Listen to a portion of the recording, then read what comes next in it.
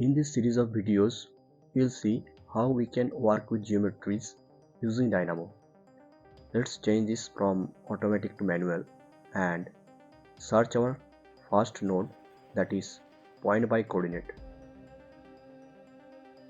We need 3 inputs here for XYZ coordinate and we'll get one output for the point. For the input, we need a number slider here, and we can provide this to any single input, and we can also provide this to multiple inputs at the same time.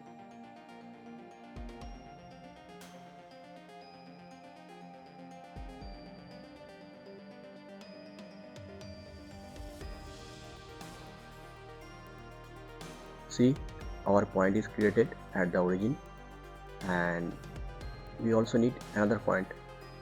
For this, we are just copying our first set of nodes here.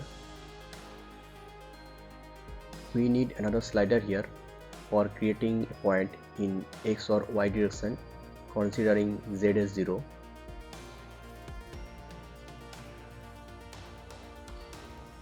Give value of 100 and connect to Y.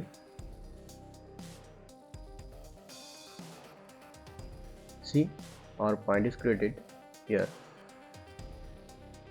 But if you want the point in this direction, we have to change the wire to X. Run. Actually, point is created, but it's not visible.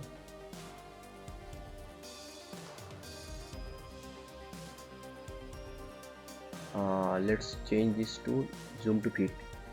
See, our point is visible now. Now we can create line also. For this, we have to search Line.ByStartPoint and Endpoint.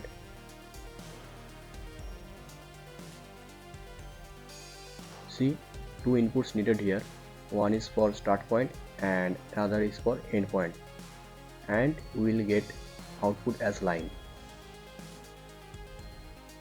We can change the length of the line using slider also. See, we can change the position or direction of the line also. This line and point creation is very important while working with geometry in Dynamo.